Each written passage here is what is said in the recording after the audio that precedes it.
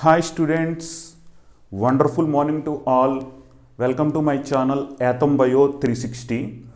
Please subscribe my channel, and if you like the videos, like the button, and if you are interested on these topics, if you like the videos, share to your friends or other persons.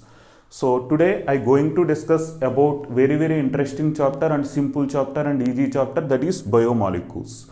So generally most of the students, they feel this chapter is very tough.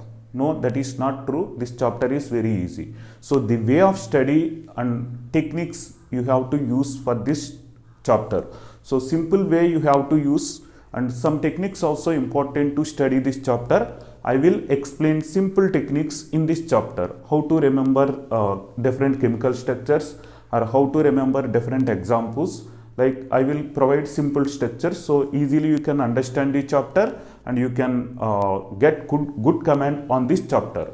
So this chapter weightage in NEET examination is 2 questions. So 2 questions will ask from this chapter, and there is a interconnectivity between the biomolecules and another chapter, that is molecular basis of inheritance. So if you have good knowledge related to the biomolecules, very easily you can understand another chapter, that is molecular basis of inheritance. So molecular basis of inheritance chapter, that is the 12th chapter, 12th biology, and this is the 11th biology. So in biomolecules is present in both biology and chemistry also. So in chemistry you have to study structural aspects, no need to study functional aspects. So but in biology you have to focus more on the functional aspects, and you have to study structural aspects also, not much like a chemistry. Okay, so now see, I will start this chapter. So biomolecules. So the molecules present in the living cell, that kind of molecules is called biomolecules. So see here, forest. So forest contains so many animals and so many plants. So colorful animals, colorful plants present in forest, it will provide great diversity to the forest. So because of the more diversity, the forest have more stability. So which forest have more diversity, that kind of forest have more stability. So like cell, so we can compare cell with forest. So like that, the cell contains 40 different elements. So the 40 different elements combine to each other and recombine, and it leads to the formation of the 5000 molecules. So 5000 different molecules it will produce. So this is the big chemical diversity created inside the cell. So again, this 5000 molecules will provide 3000 chemical reactions. So this 3000 chemical reactions because of 5000 different molecules. So again, the 3000 reactions provide stability to the cell. Like more diversity will provide more stability to the forest. Like that, more number of chemicals will provide more stability to the cell. Okay, so this is about stability of the cell and diversity of the cell. So now question is, what is the difference between the living material, means tissue, that may be plant tissue or animal tissue or microbial paste, and non-living material, example earth crust. What is the difference? In absolute terms there is no difference, both are same. So both having a same chemical composition. So which chemicals is present in the living tissue? Same kind of chemicals is present in earth crust also. But what is the difference? So in closer examination you can understand that difference. So that difference is, so 3 components. So like if you see hydrogen, carbon and oxygen. So what is the percentage of hydrogen in non-living material? So non-living material hydrogen is 0.14%. So what is the percentage of hydrogen in living tissue? Living tissue hydrogen percentage is 0.5%. So this is the living tissue percentage, and this is the hydrogen in non-living material, that is 0.14%. So carbon, how much carbon is present in the non-living tissue? So the carbon percentage is 0.03% in non-living materials. So what is the carbon percentage in the living tissue? So living tissue carbon percentage 18.5%. So and another important element, that is oxygen. So oxygen, what is the percentage of oxygen in non-living material? 46.6%. So what is the percentage of oxygen in the living tissue? That is 65%. So if question is asked like which element is more abundant in the living tissues? Oxygen. Okay, so 65% oxygen. So generally everyone believe that carbon is more abundant. No, oxygen is more abundant than compared to carbon. So carbon is 18.5% and oxygen is 65%. Most abundant element in the living cell is oxygen. Most abundant element in non-living material also oxygen. Okay, so again, so what is the difference? Both having a same chemical composition. So some other chemicals like sodium, potassium, magnesium. So this kind of chemicals is present in both living tissue and non-living material also. But what is the difference? In absolute terms, there is no difference. Same kind of chemical composition. But if you observe very closely, you can understand one difference. So what is that difference? This area, that is hydrogen and carbon. So then compared to the non-living material, the living material contains more amount of hydrogen and oxygen. More amount of hydrogen and carbon. So abundant quantities of hydrogen and carbon present in the living tissue than compared to the non-living material. Suppose see hydrogen. So hydrogen in non-living material 0.14%, but in living material or living tissue the hydrogen is 0.5, means that is 4 times more hydrogen is present in the living tissue. But carbon, see here 0.03%, very less carbon is present in non-living material, that is earth crust. So carbon percentage in living tissue is 18.5% carbon. So then oxygen. So how much oxygen is present in non-living material? 46.6%, but living material 65%. No much variation, okay, between the non-living material and living material. Okay, not even double quantity of oxygen present in the living tissue. So not much variation. But here see variation is more. Here see variation is more. Means the living tissue contains abundant quantities of carbon and hydrogen then compared to the non-living materials. So that is the major difference between the living material and non-living material. So now you have to understand two important terms in this chapter: organic and inorganic. So what is the difference between organic and inorganic? So which materials is present in the living tissues? So that is organic, means suppose the material contains carbon and hydrogen, that kind of materials is called organic materials. So which materials not having a carbon and hydrogen both, otherwise at least carbon or hydrogen. So that is called that is called inorganic. So see here organic, and another one is inorganic.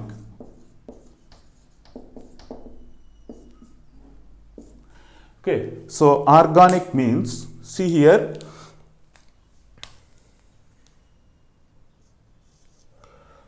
organic means it should contain carbon and another element hydrogen. So this kind of element is called organic. And inorganic means not having carbon and hydrogen, or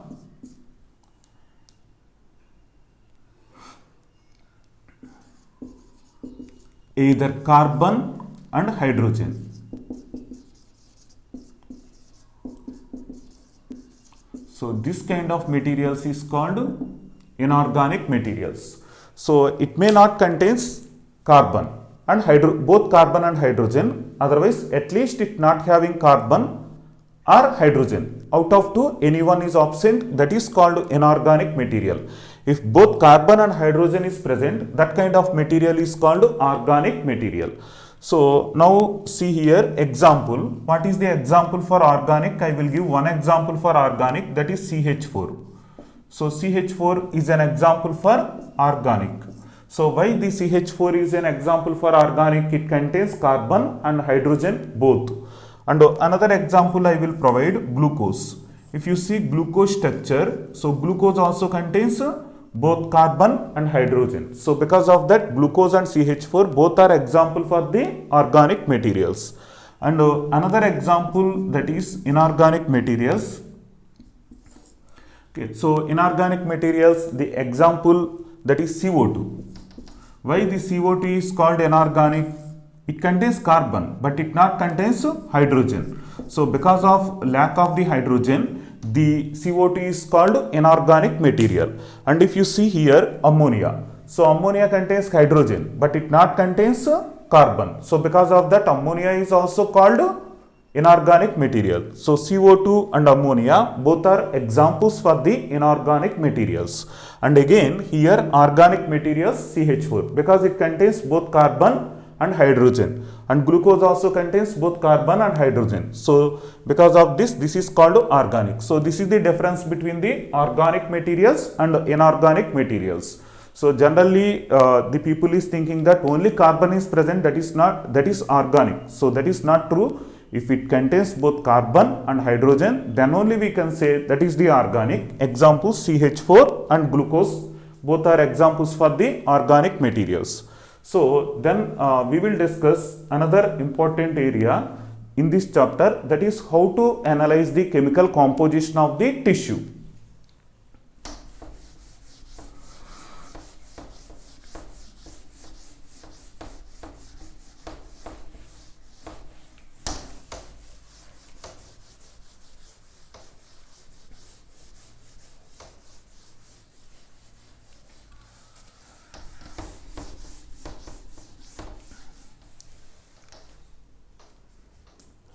Okay, chemical composition.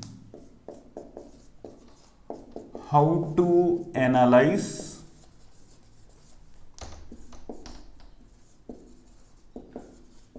chemical composition of tissue. Okay, so first, if you want to analyze any chemical composition of any living tissue, so first you have to select the tissue. So which kind of tissues you can take? Take either plant tissue, animal tissue, or microbial paste. So keep this tissue in some vessel. So this is the tissue. Okay, so the tissue taken in the vessel, then add powerful acid, that is trichloroacetic acid. Why we need to add trichloroacetic acid? Because the trichloroacetic acid is very powerful and it can dissolve most of the molecules. So easily it can dissolve the molecules. So because of that, we need to take the chemical. So that chemical is trichloroacetic acid. Okay, so trichloroacetic acid and living tissue. So you need to take the living tissue and trichloroacetic acid. So then after this, you have to grind the material with the help of some rod. Okay, so take some rod and grind the material. So now the trichloroacetic acid dissolves the tissue in their structure. So you can make this slurry. So now slurry is present inside this vessel. Okay, so this is slurry.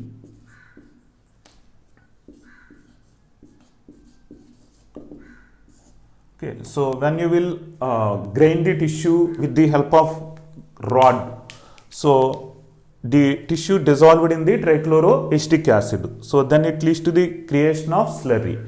So filter this slurry with the help of cheesecloth, otherwise filter paper.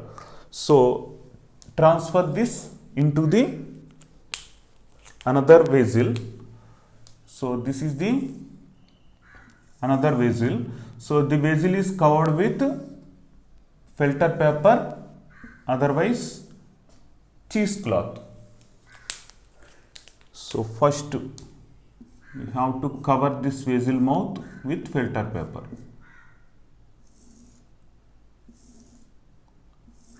Okay, so filter paper, otherwise cheesecloth. So when you will transfer this slurry into the filter paper or cheesecloth, so then there are two portions. So some molecules is present above the filter paper and some molecules, so this red color area is there, so this is the filter paper. So you filtered this slurry with the help of the filter paper. So big molecules is present on the surface of this filter paper. So some big molecules is present on the surface of the filter paper, because the big molecules cannot penetrate through the filter paper or cheesecloth. So the big molecules is present on the surface of filter paper and small molecules is there. So the small molecules come to downside. Okay, so small molecules is accumulated in the downside of the filter paper. So because the small molecules can easily penetrate the filter paper, and because of that the small molecules come to the downside and big molecules is there. So the big molecules cannot penetrate through the filter paper. So two portions is present. So this area is called filtrate, or another name of this area, that is acid soluble portion. And another area, so upside this area is there, this is called rentate,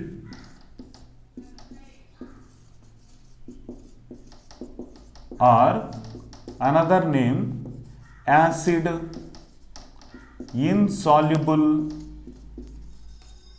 portion. So two portions is there, upside portion is called rentate, otherwise acid insoluble portion, and downside portion is called filtrate, otherwise acid soluble portion. So which molecules is present in the acid insoluble fraction? So the acid insoluble fraction contains big molecules, like protein is a big molecule, this is called macromolecule. Then another one is polysaccharides, this is also macromolecule. And another one is nucleic acids, either DNA or RNA. So this is called nucleic acids. So DNA or RNA. So this is macromolecule. And another one is lipids. So this molecules is present in acid insoluble fraction, otherwise rentate. And other molecules, that is which molecules is present in the filtrate or acid soluble portion. So example for this kind of molecules is amino acids, and another one is glucose. So this molecules is micromolecules. Okay, so macromolecules is present in acid insoluble fraction. So which molecules is present in the rentate? That molecules is called macromolecules. Okay, so again which molecules is present in acid soluble fraction? That molecules is called micromolecules.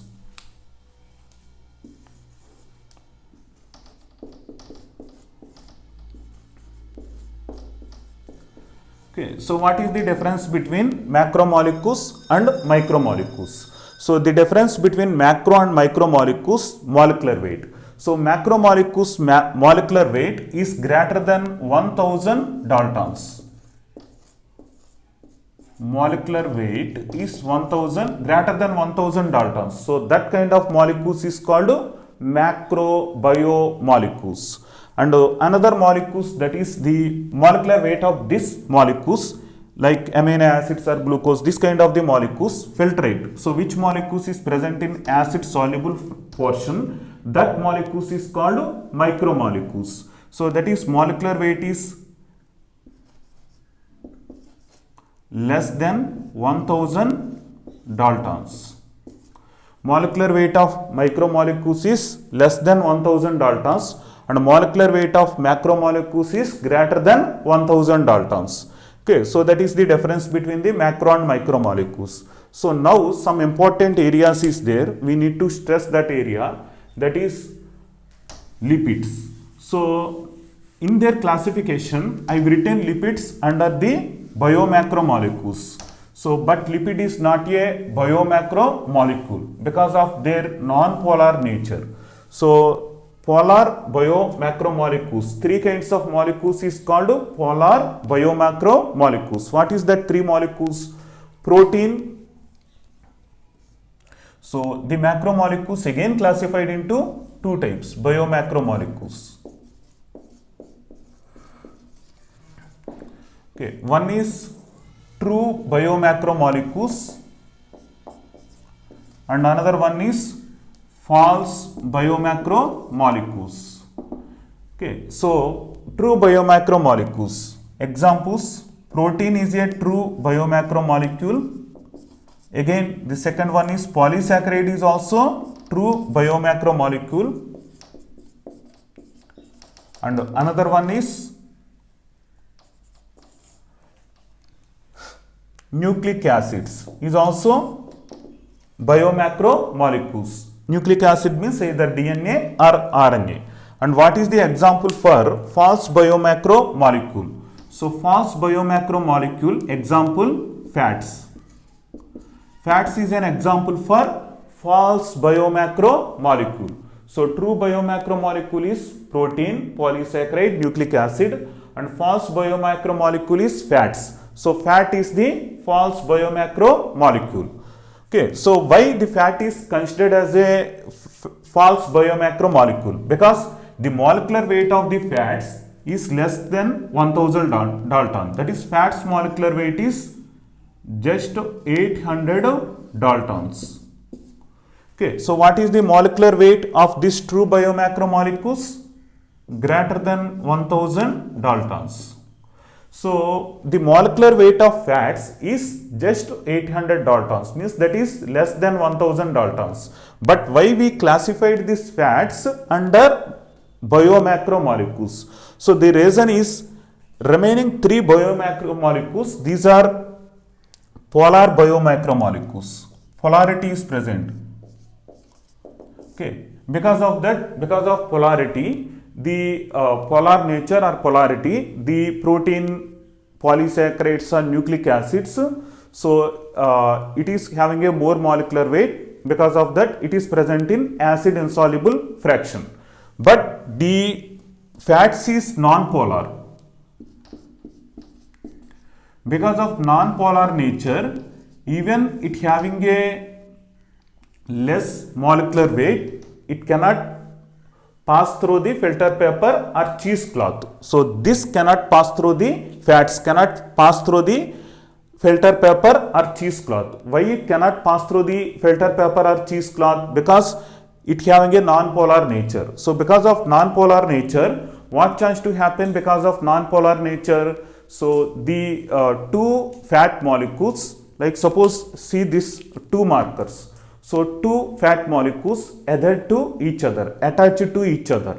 Okay, so because of this attachment, so the molecular weight of the fat molecule, suppose one molecule means 800 Daltons. So two fat molecules, it will create big structure. So because of this big structure, it cannot penetrate through the filter paper or cheesecloth. So because of this reason, the fats is called false biomacromolecules. Okay, and here protein, polysaccharide and nucleic acid, this is called true biomacromolecules. Okay, and again true biomacromolecules having a polarity, and false biomacromolecules having a non-polar nature, but true biomacromolecules having a polar nature. So molecular weight is less than 800 Daltons. Because of that, it is called false biomacromolecule. And protein, polysaccharide and nucleic acid having a molecular weight greater than 1000 Daltons. So because of that, this is called true biomacromolecules. So this is the difference between the false and true biomacromolecules. And again, biomacromolecules, this one rentate, it is present in acid insoluble fraction, and another one biomicromolecules present in acid soluble fraction. Okay, so this is the examples for like biomicromolecules examples, amino acids and glucose. Okay, so this is about difference between the macromolecules and micromolecules. Again, difference between the true biomacromolecules and false biomacromolecules. So then we will discuss about another important area, that is, so in higher classes you can study more about this molecules, means some analytical techniques is there. So what is that analytical techniques? Chromatography techniques and electrophoresis techniques. So with the help of that techniques you can study the molecular weight of the biomolecules and properties. This kind of things we can understand with the help of analytical techniques. Like in textbook they mentioned this analytical techniques you will study in higher classes. Higher classes means in 12th biology, this in 12th chemistry. So this analytical techniques mentioned in 12th chemistry. So like chromatography techniques, we can separate the molecules and we can purify the molecules. And electrophoresis techniques also we can purify this biomacromolecules.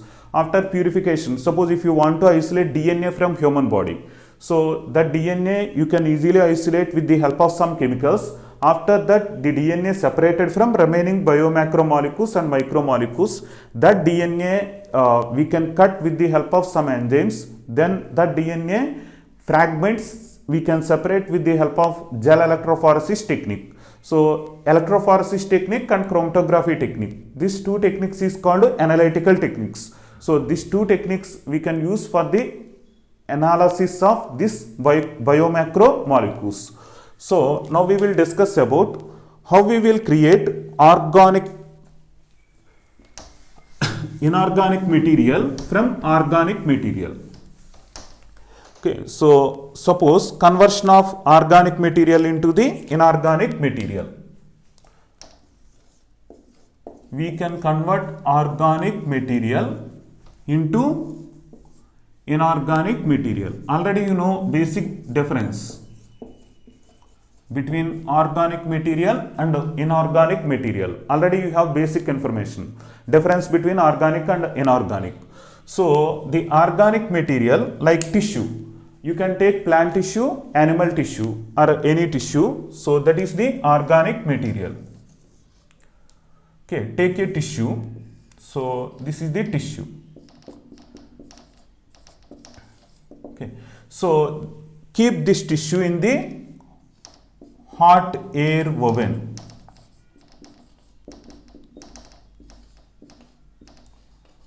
Okay, so when you will keep this tissue in the hot air oven, so the tissue is converted into dry tissue.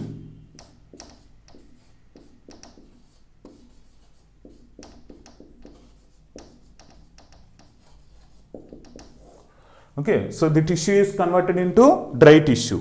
So the tissue is converted into dry tissue and the dry tissue contains different elements.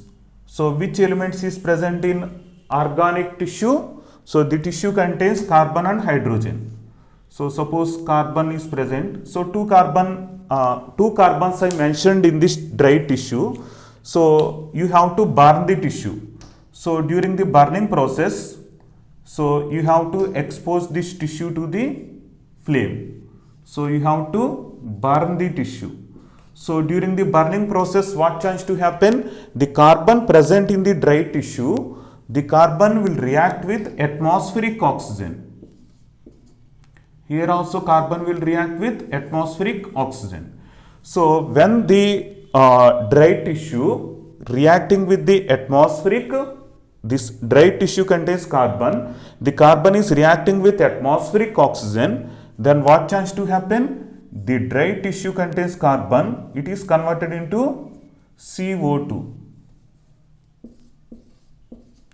Okay, then two CO2 molecules. So why the two CO2 molecules produced from this dry tissue, I've written two carbons. So the two carbons is reacting with atmospheric oxygen and it leads to the formation of two carbon dioxide molecules. So two carbon dioxide molecules created means, see here, then after burning process, the dry tissue is converted into the ash.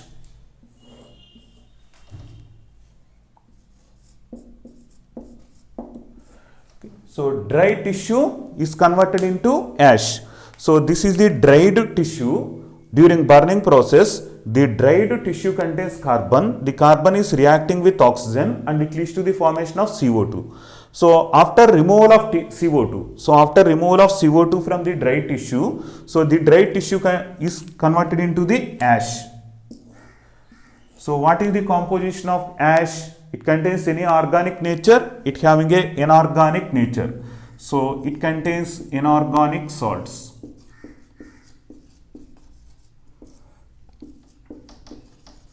Okay. So this is the conversion of organic material into the inorganic material. So organic material is tissue. First you have to keep this tissue in the hot air oven. So the tissue is converted into dry tissue. After that you have to burn the tissue. So during the burning process, the tissue contains carbon. That carbon is reacting with atmospheric oxygen and it leads to the formation of CO2. So after removal of CO2, there is no carbon in the material. So the material without carbon, it may contains hydrogen but not contains carbon. Why it not contains carbon? The carbon present in the tissue, it removed in the form of CO2. The carbon is reacted with O2 and it leads to the formation of CO2. So because of that, the organic tissue is converted into inorganic material. So the inorganic material is called ash. So the ash contains inorganic salts. So this is the conversion of organic tissue into inorganic tissue. Okay, so again, generally in chemistry point of view, so what kind of study in chemistry point of view? First, have to study the structure of the particular chemical. After study of that chemical, so you have to study the functional groups. Like functional group, like you may study these functional groups in lower classes, like aldehyde group, ketone group. This is called functional groups. But in biology, you have to study, along with structure, you have to study the functions of that particular molecule. Okay, so like proteins, carbohydrate, what is the biological function of that particular molecule? That you have to study in this biology. So that is biomolecules in biology aspects. So now ash created. So what is the composition of the living tissue? It contains only organic material or only inorganic material? Which materials is present in living tissue? Organic materials only present in the living tissue, or both organic and inorganic materials is also present in living tissue? Yes, your guess is correct. So take a cell. So now we will analyze the cell composition. So the cell composition, it contains some organic materials like protein. Okay, then polysaccharides.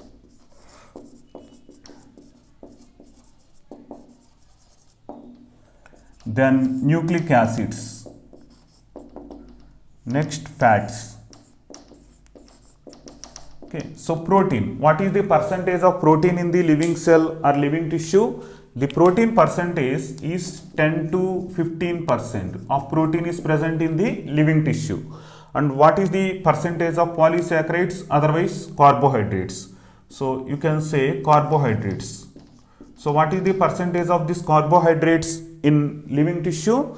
So the carbohydrate percentage is only 3%. Okay. Then nucleic acids, the percentage of nucleic acid is 5 to 7%. And fats, what is the percentage of fats? The fats percentage is 2%. Okay, so this is the organic materials. So some more organic materials is there, but I written here important organic materials that we need to discuss in this chapter. That areas only I've written here. Like we can write here, protein is constructed with amino acids, polysaccharides with glucose, nucleic acids with nucleotides, and fats with fatty acids and glycerol. Okay, so some other organic materials like energy rich compounds is also present. Okay, so that is organic. What is inorganic materials? Which inorganic materials present in the living cell or living tissue? So the abundant inorganic material present in the living tissue or living cell, that is H2O. So H2O is the abundant inorganic material. So what is the percentage of water in the living tissue? That is 70 to 90% of water is present in the living tissue or living cell.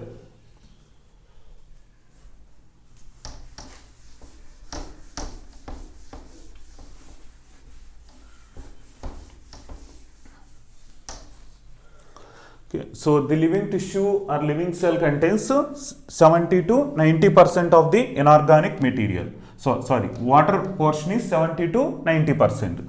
And another inorganic material like some salts is also present.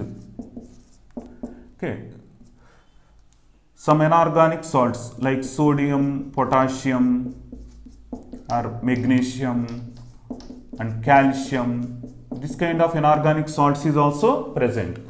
So it contains, along with inorganic salts, it contains acids and bases. And fourth one is gases. Okay, so this is the inorganic composition of the cell or tissue. So see here, the inorganic composition of the cell or tissue is 1%. Okay, 1%, only 1% inorganic materials present in this area. Okay, so 1% inorganic materials is present and water is more. So that is 70 to 90% water, salts, acids and bases, and gases together is 1%. So this is the composition, overall composition of the cell. So in today's class we will discuss about this area. Okay, so water, salts, acids and bases and gases. So first we will discuss about water. So what is the structure of the water molecule and what is the biological functions of the water molecule? So if other organic materials and inorganic materials may be present in the cell, but without water, the cell cannot sustain. It is very important material in the cell. So the water boiling point is 100 degrees centigrade. So why it is 100 degrees centigrade? The water is not evaporated at 50 degrees or 60 degrees centigrade. Water evaporated at 10 degrees centigrade also, 20 degrees centigrade also. But why the water boiling point is called 100 degrees centigrade? Because the vapor pressure of the water is equal to the atmospheric pressure at 100 degrees centigrade. So because of that reason, the boiling point of water is 100 degrees centigrade. The vapor pressure of the pure water is equal to the atmospheric pressure at 100 degrees centigrade. So because of that reason, the boiling point of water is 100 degrees centigrade. And what is the freezing point of water? Freezing point of water is 0 degrees centigrade. This is the freezing point of water. And another one, boiling point is 100 degrees centigrade and freezing point is 0 degrees centigrade. Okay, so that is the boiling point and the freezing point. And the next one, bond angle. So the bond angle between the oxygen and the water, hydrogen and oxygen, bond angle is 104 degrees. Okay, bond angle between the hydrogen and oxygen is 104 degrees. That is the bond angle. Okay, so next the water expanding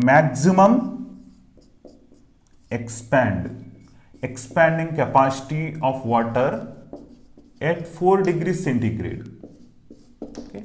So the water will show maximum expanding capacity, maximum volume at 4 degrees centigrade. So the water volume increased from 0 to 4 degrees centigrade. At 4 degrees centigrade, it having a maximum value, then the water decreasing their value. So this is the some chemical properties or physical properties of the water. So now we will discuss about biological properties of water. So this is very, very important. Biological properties. Water is called universal solvent.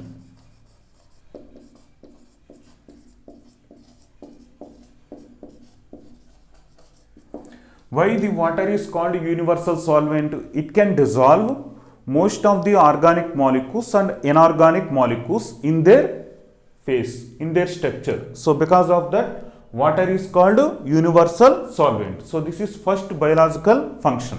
And the second biological function, so it is a media for enzymatic activities. Media for enzyme activities.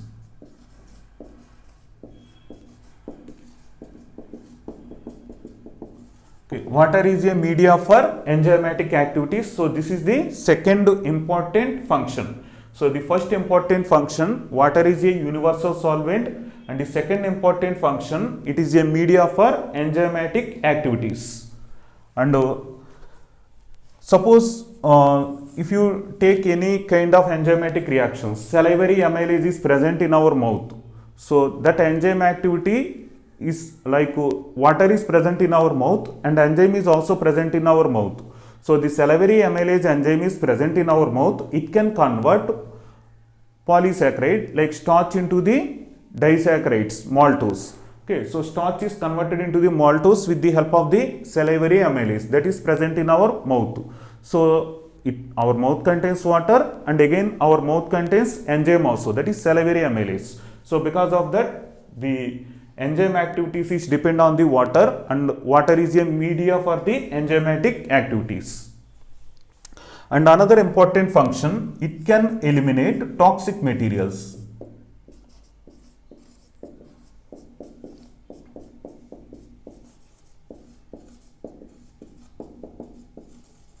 From this cell.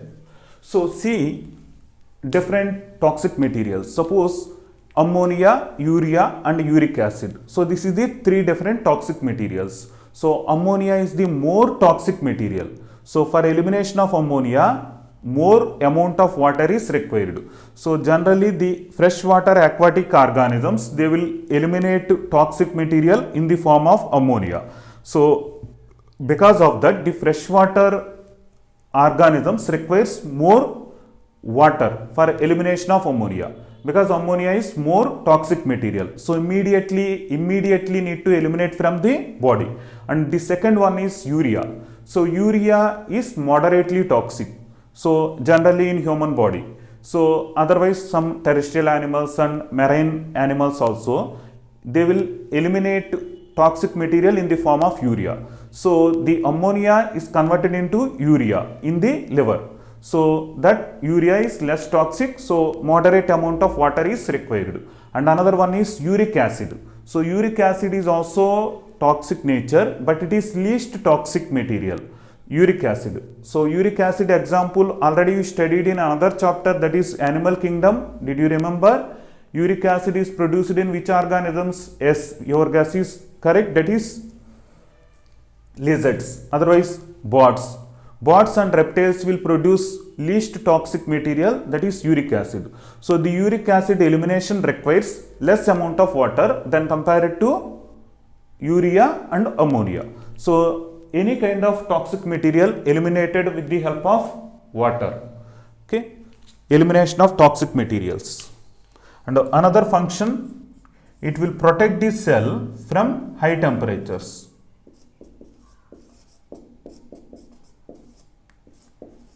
Cell with high temperature.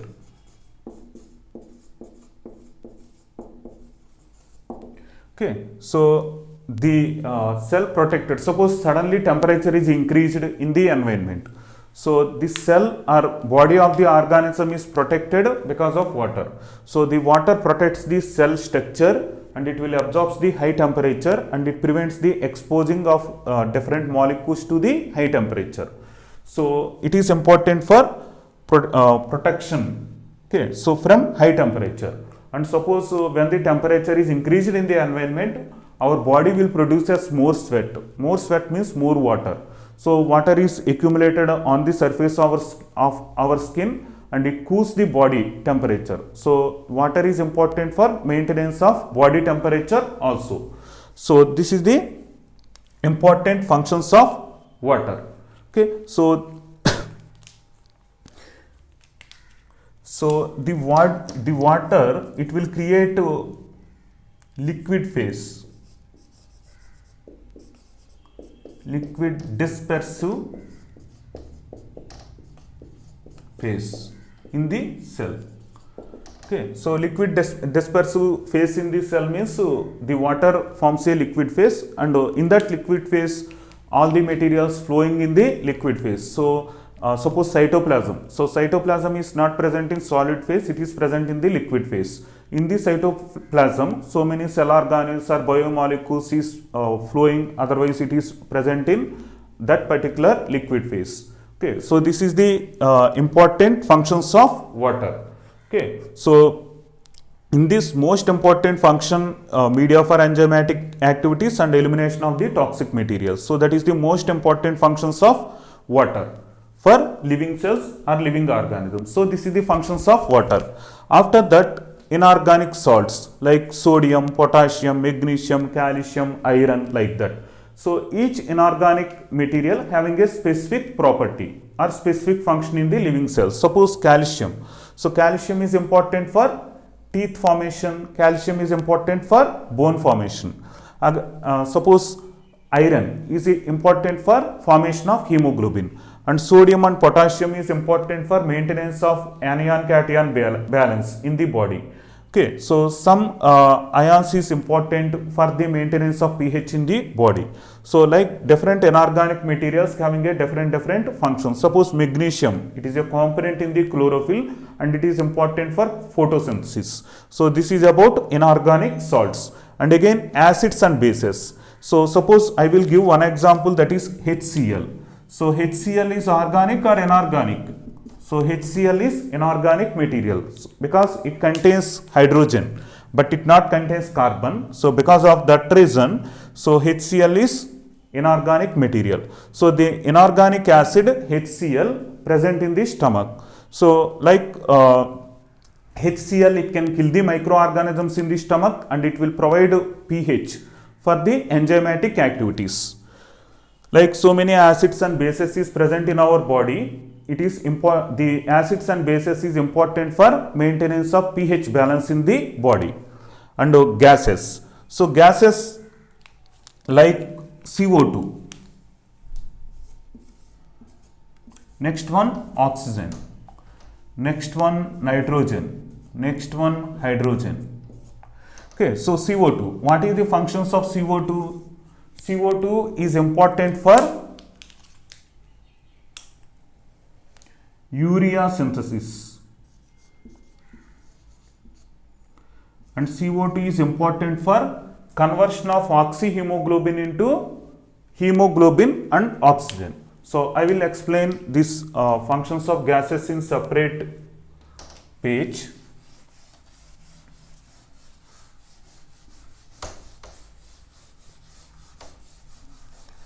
Okay, so see here so CO2 generally, what is our thinking? CO2 is the toxic gas, it is not required for our body. So yes, CO2 is toxic gas only, but still it is important for some activities, some functions in, some biological functions in the body. So interestingly, CO2 functions. So CO2 is important for urea synthesis in the body. So this is first function. And the second function of CO2, it is important for conversion of oxyhemoglobin. oxyhemoglobin is converted into oxygen and hemoglobin in the presence of high CO2 levels. So suppose carbon dioxide is not present in our body, then only oxygen is present. Then what chance to happen? Our body cannot utilize the oxygen. So for utilization of oxygen, CO2 is also required. So oxyhemoglobin is converted into oxygen plus hemoglobin in the presence of high CO2 levels. In more CO2 concentration, in the presence of more CO2 concentration, oxyhemoglobin is converted into oxygen plus hemoglobin. Oxygen and hemoglobin. So this is the functions of CO2. Okay. So the next function of another gas, that is after CO2, oxygen. So what is the function of oxygen? It is important for oxidation of food materials, like oxidation of food, like glucose is oxidized. So what is the example of that food? Food means example glucose oxidation, otherwise fatty acids. Fatty acids are glucose oxidized with the help of the oxygen. And after oxygen, another gas, that is nitrogen. So the first one is carbon dioxide, second one is oxygen, and third one is nitrogen. So nitrogen is not present in free form, but nitrogen, it is an important component in the amino acids and the nucleic acids.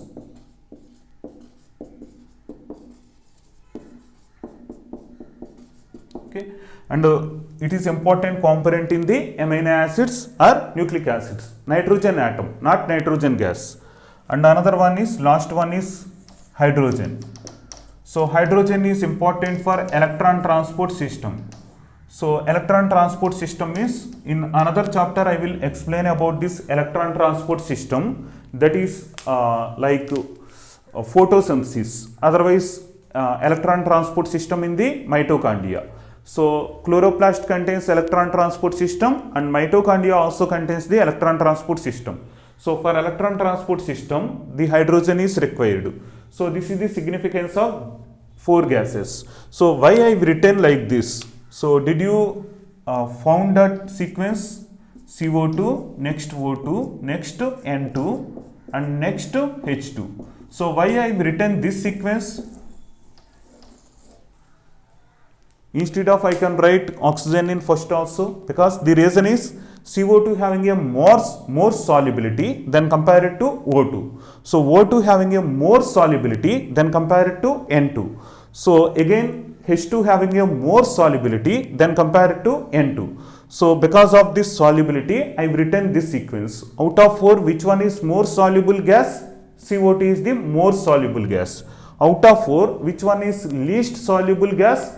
H2 is the least soluble gas. So this is the inorganic gases. So salts is present, gases is present, acids is present. These three components together 1%, and water is 70 to 90%. So water, suppose some areas contains more water. Suppose if you take brain cell, so the brain cell water water content in the brain cell is 90%. And teeth enamel water percentage is only 5%. Teeth enamel water is only 5%, but brain cell water is 90%. And in different stages of life also, the water concentration is different. Suppose in embryonic stage, the water concentration is 95%.